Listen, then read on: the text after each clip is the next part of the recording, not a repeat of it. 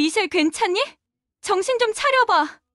기사님 히터 좀 제발 틀어주세요. 아니, 뭐 하자는 거야? 여기 있는 사람 다 죽게 만들 셈이야! 폭설이 내리는 러시아의 도로 한복판. 거기에 멈춰 서 있는 버스 한 대. 그 안에는 여러 명의 승객들이 추위로 떨고 있는데요. 그중 한 아이의 창백해진 얼굴을 확인한 엄마는 버스 기사에게 제발 히터를 틀어달라고 애원하고 있습니다. 하지만 무슨 일에서인지 동양인 남자가 극구 안 된다며 소리치고 있는데요. 이 버스에는 과연 무슨 일이 있던 걸까요? 안녕하세요. 세계인들의 한국에 대한 감동적인 이야기를 전해드리는 감동뭉클입니다. 저희 채널은 해외 커뮤니티 레딧과 신청자의 실제 사연을 제보받아 실화를 바탕으로 영상을 제작하고 있습니다. 구독과 좋아요, 공유 알림 설정은 영상 제작에 큰 힘이 됩니다. 오늘의 이야기 지금 시작합니다. 안녕하세요. 저는 러시아 시베리아 지방에 살고 있는 아나스타시아라고 합니다. 해마다 겨울 특히 폭설이 내릴 때면 저는 몇 년 전 겪었던 사건이 생각나곤 합니다. 제 딸이 9살이니 벌써 2년 전의 일이 되었네요. 제가 이곳에 사연을 보낸 이유는 지난 겨울 저와 저의 딸을 비롯한 많은 사람들의 목숨을 구한 사건에 대해 감동뭉클 구독자분들에게도 전달해드리고 싶기 때문입니다.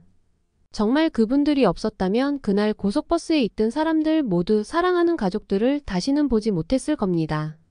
저는 러시아의 가장 추운 지역 중 하나인 시베리아에서도 그나마 큰 도시인 이르쿠츠크 지역에 살고 있었습니다. 시베리아 지역에서는 큰 도시인지라 국제 및 국내 버스 노선이 다녀서 지역 간의 이동이 그나마 수월한 지역이라 저희 지역에는 많은 관광객들이 방문하고 있습니다. 연세가 있으셔서 다니시던 직장을 그만두신 부모님께서는 관광객을 대상으로 한 작은 민박집을 운영하고 계셨습니다.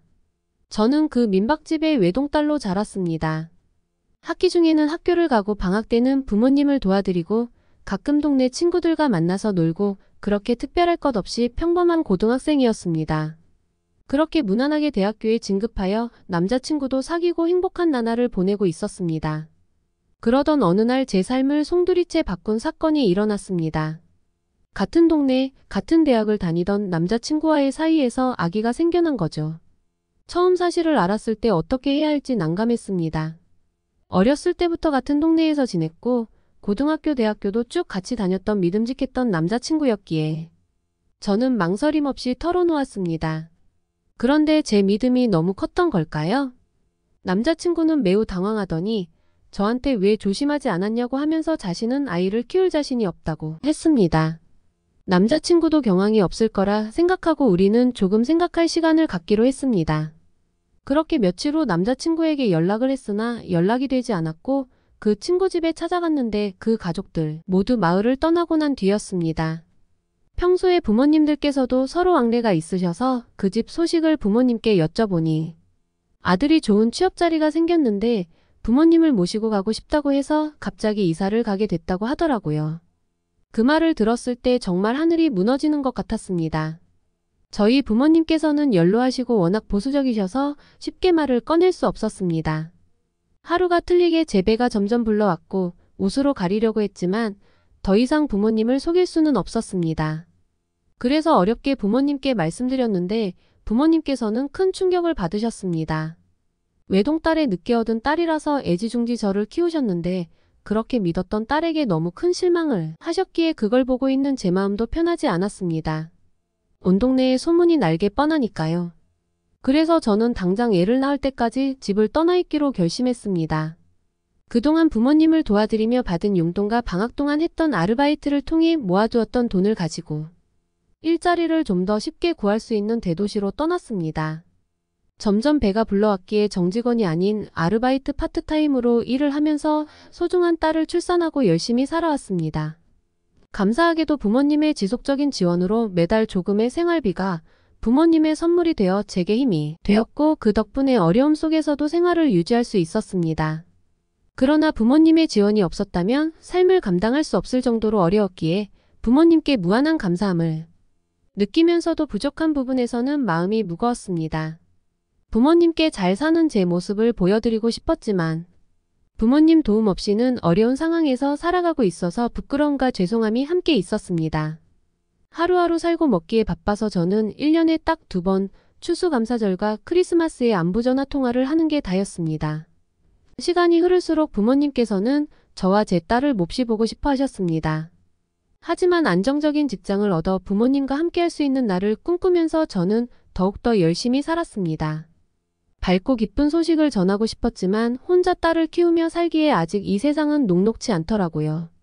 좋은 소식을 전해드리지 못한 것이 마음 아픈 현실이었습니다. 그렇게 하루 이틀 미루다 보니 7년이라는 시간이 흘렀습니다. 그러던 어느 날 어머니께서 이번 크리스마스 연휴에는 꼭 저와 제 딸과 함께 지내고 싶다고 말씀하셨습니다. 아버지께서 제가 집을 나간 뒤로 충격에 쓰러지셨고 이제 나이가 있으시다 보니 거동도 불편해지시고 날이 갈수록 건강이 안 좋아지셨다고 했습니다. 아버지의 상황을 제가 알게 되면 제가 속상해할까봐 그동안 부모님께서는 저에게 아무 말도 하지 않으셨던 거였습니다. 그 말을 듣는 순간 정말 죄인이 된 것 같아 너무나 마음이 아프고 죄송했습니다. 아버지께서는 죽기 전에 저와 딸을 너무 보고 싶다고 하신다는 거였습니다. 직접 말씀은 못하시고 어머님에게 말씀을 하셨더라고요. 그 말을 들으니 더 이상은 미룰 수가 없었습니다. 저도 부모님만큼이나 부모님 품이 무척 그리웠으니까요. 그래서 크리스마스 일주일 전 부모님을 뵙기 위해 고향으로 가는 버스에 올랐습니다. 그동안 삶에 치여 사느라 딸아이가 크도록 여행을 한 번도 간 적이 없기에 아이는 매우 들떠 있었습니다. 아이의 그런 모습을 보니 미안하기도 하고 저도 다시 부모님을 뵐 생각을 하니 설레었습니다. 저희의 설레는 마음을 하늘이 아는 듯 날도 매우 화창했습니다. 설레는 마음으로 버스에 탄 후 아이와 잠시 눈을 붙이려고 하는데 심각한 상황이 발생했습니다. 갑자기 라디오에서 긴급경보 알림이 울리며 속보방송이 들렸습니다. 매서운 북극 기류가 현재 러시아로 급속도로 다가오고 있다는 것이었습니다. 이 북극 기류는 폭설과 강풍을 동반하고 있기에 거주민들은 외출을 절대 자제하고 비상시에는 112로 연락하라는 내용이었습니다. 시베리아 지역에서는 종종 있는 일인데 방송이 나올 때만 해도 밖의 날씨는 화창했었기 때문에 저희는 별로 걱정하지 않았습니다.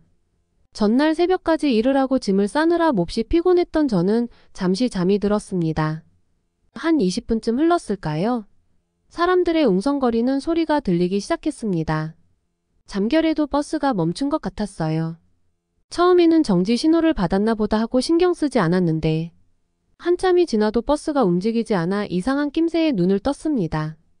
그런데 세상의 하늘은 컴컴해져 있고 순식간에 날씨가 돌변해 있는 상황이었습니다. 밖에는 눈발이 강력하게 변해서 휘몰아치기 시작했고 대형 버스도 흔들림이 있을 정도로 돌풍이 몰아치기 시작했습니다. 한적한 도로 위는 금세 버스 바퀴가 잠길 정도의 눈이 쌓였습니다. 운전기사는 한치 앞을 확인하기 힘들다며 안전상의 문제로 정차하겠다고 했습니다. 그러고는 기상이 나아져야 운행이 가능하다면서 혹시나 모를 상황을 대비해서 연료를 아껴야 하니 히터는 끄겠다고 했습니다. 그 말을 들은 버스 안의 승객들은 웅성거리기 시작했고 각자 자기 가족들에게 전화해서 자신의 안부를 전하고 상황을 전달하기 시작했습니다. 어떤 사람은 벌써 울기 시작하더군요. 저도 부모님께 전화를 하였습니다. 그러자 부모님께서는 북극 한파기류가 심상치 않다면서 아직 출발하지 않았어야 하는데 어디냐고 물으셨습니다. 저는 걱정을 드릴 수가 없어 출발은 했지만 제가 있는 곳은 지금 괜찮고 버스도 안전에 문제가 생기면 무리하게 운행하지는 않을 거니 걱정하지 마시라고 말씀드리고 얼른 끊었습니다. 이미 버스 안은 혼돈 상태로 어수선했습니다. 버스는 1시간 동안 움직일 수 없었습니다. 눈발이 더 강해지면서 버스의 바퀴보다 더 높이 눈이 쌓였습니다. 이미 112로 구급 요청을 하였지만 구급차도 언제 도착할지 모르는 상황이었습니다. 버스 안은 혼돈 상태였고 두려움과 걱정이 몰려왔습니다. 그렇게 몇 시간이 지났는데 딸아이가 갑자기 너무 춥다며 입술이 파래지고 기운 없이 축 처지기 시작했습니다. 아이 몸이 얼음덩어리 같았습니다. 너무 놀란 저는 기사분에게 아이가 이상하다며 히터를 좀 틀어달라고 소리쳤습니다. 그랬더니 여기저기에서 그동안 참았던 승객들이 맞다며 얼른 히터 틀어서 아이를 따뜻하게 해주라고 했습니다. 그리고 구급차가 곧 도착할지도 모르니 우선 따뜻하게 있자고 했습니다. 버스 기사님은 아이가 계속 늘어지고 승객들의 요청이 강하다 보니 히터를 틀겠다고 대답했습니다. 그런데 갑자기 뒤에 있던 한 동양 남성이 일어나더니 지금 히터를 트는 것은 모두를 죽이는 일입니다. 절대 안 됩니다. 라고 소리를 질렀습니다. 승객들은 일제히 그 동양인을 바라보았습니다. 확신에 찬 얼굴로 동양 남자는 눈이 이미 버스의 절반까지 쌓여 있는데 이 상황에서 히터를 틀면 일산화탄소 매연이 버스 내부로 다 들어옵니다. 그렇게 되면 여기는 산소가 부족하게 되어 더 힘들어집니다. 라고 말했습니다. 그러면서 힘들겠지만 저와 몇몇 남자분이 버스 밖으로 잠시 나가서 짐칸에 있는 짐을 가져옵시다. 그리고 최대한 옷을 껴입고 나눠 먹을 식량도 모아 보시죠. 라고 했습니다. 갑자기 버스 안은 고요해졌습니다. 사실 모두 막막했던 것이죠.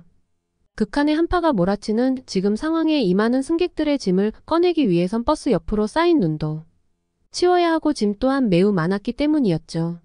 모두 머뭇거리는 그때 남성은 제 딸을 보며 지체할 시간이 없다고 하면서 바로 자신과 함께하는 일행들 6명과 모자와 장갑을 착용하고 버스 앞문으로 나가 주변의 눈을 치우기 시작했습니다. 그렇게 길을 만들어서 짐칸에 실린 짐을 나르기 시작했습니다. 시간이 지나자 내부에 있던 승객들 중 남성들은 먼저 나간 사람들이 체온이 떨어지기 전에 자리를 바꾸며 짐을 옮기는 데 합류했습니다. 버스 문이 잠깐씩 열릴 때마다 엄청난 바람이 들어오는 것으로 보아 바깥 기온은 상상할 수 없을 정도로 추운 것이 확실했습니다. 남자 승객들은 눈을 조금씩 치워가며 버스의 짐칸까지 갔고 승객들의 캐리어나 짐보따리를 버스 안으로 보냈습니다. 나머지 승객들은 자기 짐을 열어서 최대한 옷을 껴입었습니다. 다행히 추운 지역으로의 여행이라 옷들을 꽤 준비했더라고요. 저도 미리 챙겨온 장갑, 워머 등을 꺼내 아이에게 덮어주고 보온을 유지하려고 했습니다. 한 할머니 승객께서 고맙게도 보온병에 차를 담아온 것이 있어서 딸아이에게 나누어 주었습니다. 그렇게 보온을 유지하고 따뜻한 차를 먹이니 딸아이의 입술색이 점점 정상으로 돌아왔습니다. 우리는 서로 필요한 옷가지와 먹거리를 나누며 대화도 하게 되고 친밀감이 형성되었습니다. 짐을 버스 안으로 다 옮긴 남자 승객들이 버스 안으로 들어왔습니다. 어찌나 추웠던지 잠깐 사이에 코끝이 얼어서 빨개져 있었습니다. 동양인 남자도 옷을 꺼내두 틈이 있고 가방에서 뭔가 주섬주섬 꺼내더니 저에게 다가와 딸에게 주라면서 무언가를 주었습니다. 그리고 다른 승객들에게도 한 개씩 나누어 주었습니다. 영어로 핫팩이라고 쓰여있는 조그마한 모래봉지 같은 거였어요. 동양인 남자는 겉비닐을 뜯어서 안에 있는 모래주머니를 흔들면 손난로처럼 따뜻해질 거라고 했습니다. 옷과 옷 사이에 넣어두면 12시간 이상 따뜻해질 거라고 했습니다. 시키는 대로 따라해 보니 정말 따뜻해지더라고요. 손발이 찼던 딸아이의 양말 사이에 핫팩을 넣었더니 거짓말처럼 얼음처럼 차가웠던 발이 금세 따뜻해졌습니다. 승객들이 핫팩에 대해 탄성을 질렀습니다. 동양인 남자는 이건 한국에서 가져온 건데 겨울에 많이 사용하는 핫팩이라고 소개해 주었습니다. 그리고 또 가방 안에서 뭘 꺼냈습니다. 꽤 두툼한 담요인데 뭐랄까 촌스럽기도 하고 동양스럽기도 한 그런 무늬였어요. 한국 남자는 저희 딸과 다른 어린아이를 데리고 있는 엄마에게 주며 어린아이들에게 담요를 덮으라고 주었습니다. 저는 딸아이를 담요로 감싸고 나서 그 동양인 남자에게 무슨 담요길래 찬 기운이 없고 이렇게 폭신한 거냐며 물었어요. 한국의 신문물에 또 호기심이 발동한 승객들이 너도 나도 담요를 만져보았죠. 동양인은 자신은 한국 사람이고 이건 한국 사람들만이 아는 빨간 담요 할머니 담요라고 하는 건데 도톰하고 폭신한 느낌과 보온 효과가 뛰어나 몇 년 전 미국에서도 데이트를 친 담요라고 했어요. 저 고마운 한국인이 없었다면 히터를 틀었거나 짐칸 물건을 꺼낼 생각을 못했을 것이고 그랬다면 모두 어떻게 되었을지 상상하기도 끔찍합니다. 버스 승객 대부분 크리스마스 연휴를 맞아 가족과 만나기 위해 버스에 탑승한 것일 텐데 하마터면 남아있는 가족들에게는 최악의 크리스마스가 될 뻔한 것이죠. 현명한 한국분들 아니었으면 모두 어떻게 됐을지 상상만 해도 아찔합니다. 사실 더 아찔한 순간이 있었습니다. 눈이 살짝 소강 상태였던 때 버스가 미끄러지면서 살짝 기우뚱하며 뒤로 밀리는 느낌이 났습니다. 버스가 멈춰 섰던 곳이 경사로여서 그랬던 것 같습니다. 이를 빨리 알아챈 한국 일행분들은 빨리 나가서 버스를 밀어야 한다며 모두 나가게 했습니다. 나가보니 버스가 뒤로 밀려나는 것이 보였습니다. 모두 뒤쪽에 쌓인 눈을 치우며 신호에 맞춰 힘을 주어 버스를 밀었습니다. 그러자 정말 신기한 일이 일어났습니다. 엄청난 무게의 버스가 힘을 맞춰 미는 순간 앞으로 밀려났고 모두 힘을 모아 평평한 도로까지 버스를 옮겼으니까요. 평생토록 잊지 못할 기억일 겁니다. 기적 같은 일이었어요. 모두 정신없이 힘을 쓰고 버스로 다시 들어왔을 때 뭉클함을 느꼈습니다. 죽을 고비를 모두 함께 넘겼으니까요. 곧 구조 차량이 도착했습니다. 이 모든 고비들을 해결한 뒤에 온 구조 차량이 반가우면서도 야속하기도 했습니다. 구조요원들은 모두 무사하게 있는 저희를 보며 연신 감탄사를 내뱉었습니다. 이미 앞에 많은 차량들을 구조하며 히터의 운명을 달리하거나 미끄러지는 차량을 섣불리 개인이 막아 운명을 달리한 분들도 있었던 것이었죠. 구조요원들의 말을 들으며 모두 한국 승객분들에게 감사함을 전했습니다. 응급구조요원들도 최선을 다해 빨리 온 상황이었는데 그분들을 야속하게 바라봤던 저의 짧은 생각도 반성했습니다. 모두 구조된 후 무료 버스를 배정받아 시베리아로 이동했습니다. 거기서 부모님과 7년 만에 재회한 순간 저는 옆에 딸아이가 있다는 생각도 잠시 잊은 채 한참 동안 어린 아이처럼 울었습니다. 그렇게 재회하고 난 뒤 주위를 둘러보니 아까 그 한국분 일행이 계셨습니다. 그래서 우리 딸의 목숨을 살려준 그분들에게 괜찮으시다면 부모님께서 운영하는 민박으로 가시겠냐고 물어봤습니다. 한국인 남성분은 안 그래도 일정에 차질이 생겨서 난감했는데 감사하다고 하며 우리는 그렇게 부모님이 하시는 민박집으로 향했습니다. 도착한 뒤 오늘은 다들 너무 피곤하실 테니 저녁 식사 준비는 하지 마시고 자기 방에서 간단하게 라면을 먹자고 하더라고요. 민박은 공용 주방에서 아니면 취사가 금지되어 있다고 하니 물만 끓이면 되는 거라 주방에 가지 않아도 되고 한번 먹어보면 좋아할 맛이라고 했습니다. 저는 한국인 승객의 마법 캐리어 속이 너무 궁금했습니다. 대체 뭐길래 하나같이 신기한 것만 계속 나오더라고요. 몇 시간 후 부모님이 딸아이를 봐주시는 동안 불편한 점은 없으신가 해서 그 한국인 남자의 방을 찾아갔는데 분명 다른 방과 똑같이 히터가 있는 시설임에도 그 방은 유독 따뜻한 거예요. 한국인 남성분 침대 위에 이불을 깔고 있었습니다. 부모님께서 드린 이불이 아니었기에 저는 뭔지 여쭤봤더니 본인이 가지고 다니는 거라면서 앉아보라고 하시더라고요. 이불이 다 똑같겠지 하며 앉았다가 깜짝 놀라고 말았습니다. 따뜻하다 못해 포근하기까지 하더라고요. 전기 코드와 연결된 이불은 열기가 대단했습니다. 동양인 남자는 한국에서 쓰는 전기요라고 설명했습니다. 한국에는 온돌이라는 시스템이 있는데 그것을 휴대용으로 모방해서 만든 것이 이 전기요라고 했습니다. 본인도 시베리아가 엄청 추운 나라라고 알고 있어서 혹시 몰라서 캐리어에 담아왔는데 부피도 적고 꽤 쓸만하다고 하더군요. 저는 한국이 시베리아보다 더 추운 곳이냐고 물어보았습니다. 방한용품으로 보면 한국이 더 발달되어 있으니 왠지 한국이 더 추울 것 같았습니다.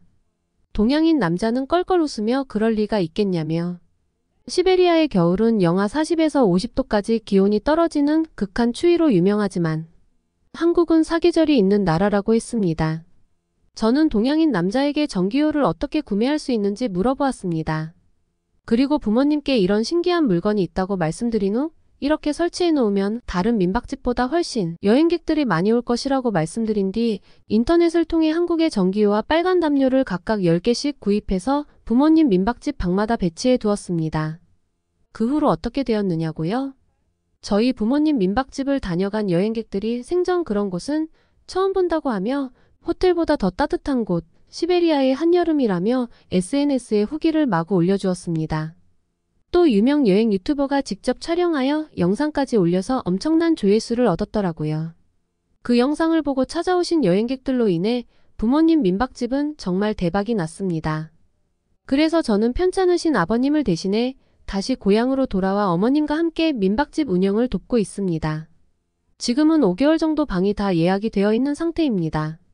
추운 시베리아보다 방한 용품이 더 좋았던 한국 그리고 한국인의 침착함과 현명한 대응을 보면 여러모로 한국인들은 지혜롭다고 느꼈습니다. 그 한국인 여행객이 떠나고 지난 일주일 동안 있었던 일들이 꿈같이 느껴졌습니다. 7년 만에 큰 사고를 겪은 뒤에 만난 가족이었기에 정말 감사한 마음으로 함께한 연말이었습니다. 그 일을 겪은 뒤로 저는 일상이 힘들어도 이 하루하루가 얼마나 감사한 시간인지 생각하며 긍정적으로 살게 되었습니다. 제가 지금 이렇게 일상을 누리고 있는 것은 그때 우리 모두의 은인인 한국분들 덕분이라고 생각합니다. 언젠가 다시 만나게 된다면 정말 감사했다는 인사를 다시 전하고 싶습니다. 게다가 좋은 방한용품을 알려주셔서 저희 부모님 민박집을 유명 장소로 만들어주신 점에 너무 감사하다고 말하고 싶습니다. 어쩌면 한국인분 덕분에 저희 가족이 이렇게 행복하게 다시 모여 살 수 있게 되었으니까요. 그 한국분이 떠나시면서 하신 말을 잊을 수가 없습니다. 제가 제 딸의 목숨을 구해주셔서 정말 너무 감사했다고 말씀드리자 그분은 당연히 해야 할 일을 한 것일 뿐이라며 언젠가 이런 일이 주변에서 발생했을 때 이번 경험처럼 다른 분들을 도와주시면 그것이 서로에 대한 보답 아니겠냐고 미소 지으며 말씀하셨습니다. 정말 그분들의 따뜻한 배려에 감사하게 생각하며 주변에서 어려움을 겪고 있는 분들이 있다면 언제든지 도움을 주고 싶습니다. 마치 제가 한국 분들로부터 받았던 도움과 배려처럼 누군가의 미소를 더해주는 일에 헌신하고 싶습니다. 또 제 딸에게도 이런 마음가짐을 가르쳐주어 나눔과 도움의 중요성을 알게 하고 싶습니다. 그녀도 주변에 도움이 필요한 이들을 이해하고 그들에게 손을 내밀 수 있는 따뜻한 마음을 가질 수 있도록 도와나가고 싶습니다. 추운 시베리아보다 방한 용품이 더 좋았던 한국, 그리고 한국인의 침착함과 현명한 대응을 보면 정말 한국인들은 지혜롭다고 느꼈습니다. 지금까지 제 이야기 들어주셔서 감사합니다. 오늘의 사연 어떠셨나요? 위기 상황에서 빛을 발한 한국인의 지혜를 알 수 있는 사연이었습니다. 오늘 이야기가 좋으셨다면 구독과 좋아요 눌러주시고 주변의 많은 분들에게 공유해주세요. 사연자분에게 응원과 격려의 말씀들을 댓글로 남겨주세요. 감동 뭉클에서는 여러분의 마음들을 모아 사연자분들에게 전달해드리고 있습니다. 감동적이거나 재미있는 실제 사연들을 제보받고 있으니 소개해주고 싶은 사연이 있으시면 위 메일로 제보해 주시기 바랍니다. 오늘도 여러분의 하루의 작은 즐거움이라도 되었기를 바라며 지금까지 감동 뭉클이었습니다. 끝까지 시청해주셔서 감사합니다. 다음에 더 좋은 영상으로 찾아뵙겠습니다.